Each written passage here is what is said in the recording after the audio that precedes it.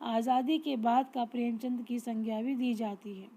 अपनी कृतियों में उन्होंने आंचलिक पदों का बहुत ही सुंदर प्रयोग किया है।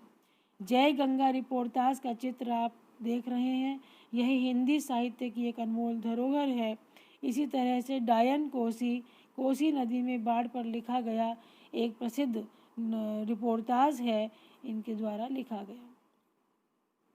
इसके पश्चात हम देखते हैं कि जय गंगा 1948 में साप्ताहिक जनता में भी प्रकाशित किया गया। विश्वामित्र नामक साप्ताहिक पत्र में इनकी बट बाबा, पहलवान की ढोलक, रखवाला जैसी मशहूर कहानियाँ प्रकाशित हुईं। पहली कहानी बट बाबा के नाम से छपी, जो 27 अगस्त 1944 को प्रकाशित हुई थी। हम देखते हैं कि इन्होंने अपनी रचनाओं के माध्यम से एक बहुत ही समृद्ध साहित्यिक योगदान हिंदी साहित्य को दिया है। नेपाली क्रांति में भी इनकी सक्रिय भूमिका नज़र आती है। 1950 में नेपाल के विराटनगर में इन्होंने रेडियो स्टेशन शुरू किया। नेपाल की क्रांति पर हिल रहा हिमालय रिपोर्टाज प्रस्तुत किया। नेपाली क्रांति कथा नाम से भी एक पुस्तक की रचना इन्होंने अपने जीवन काल में की। हिंदी साहित्य की अनमोल धरोहर इनकी रचनाओं के रूप में हमारे समक्ष है। इनके उपन्यासों में मैला आंचल, पर्थी परिकथा, जुलूस, दीर्घ तपा, कितने चौराहे, पलटू बाबू रोड प्रमुख है। कथा संग्रह में एक आदिम रात्रि की महक, ठुमरी, अग्निखोर, अच्छे आदमी उल्लेखनीय हैं। रिपोर्टाज में ऋण जल, धन जल, नेपाली क्रांति कथा, वन तुलसी की गंध, श्रुत अश्रुत पूर्वे प्रसिद्ध उल्लेखनीय रचनाएं मानी जाती हैं। हिंदी साहित्य में इन्होंने आंचलिक लेखन की नींव रखी और रचनाओं में ग्रामीण जीवन शैली को चित्रित किया, लोक जीवन और लोक संस्कृति को प्रमुखता से उठाया।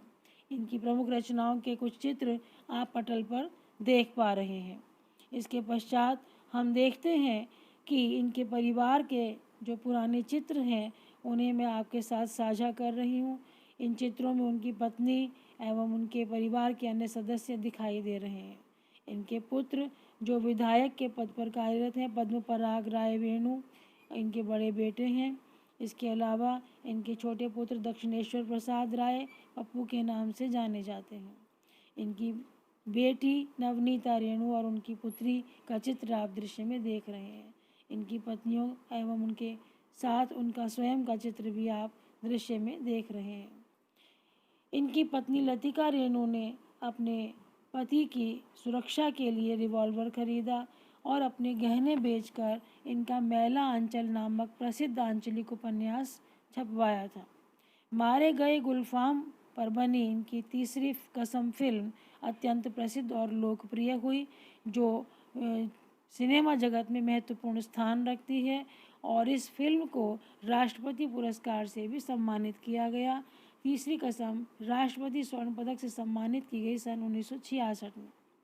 11 अप्रैल 1977 को पटना में इस महान साहित्यकार ने अंतिम सांसें ली। इनके मूर्ति जो बिहार में प्रतिष्ठित हैं, जो इनकी प्रतिष्ठा को प्रमाणित करती हैं।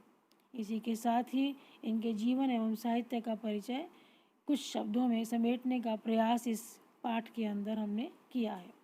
तो आप विद्यार्थियों से अनुरोध है कि इनके जीवन एवं साहित्यिक परिचय को इस वीडियो के आधार पर अपनी पुस्तिका में अवश्य लिखें। अगली कड़ी में हम इनके द्वारा रचित पाठ समधिया पर प्रकाश डालेंगे। धन्यवाद।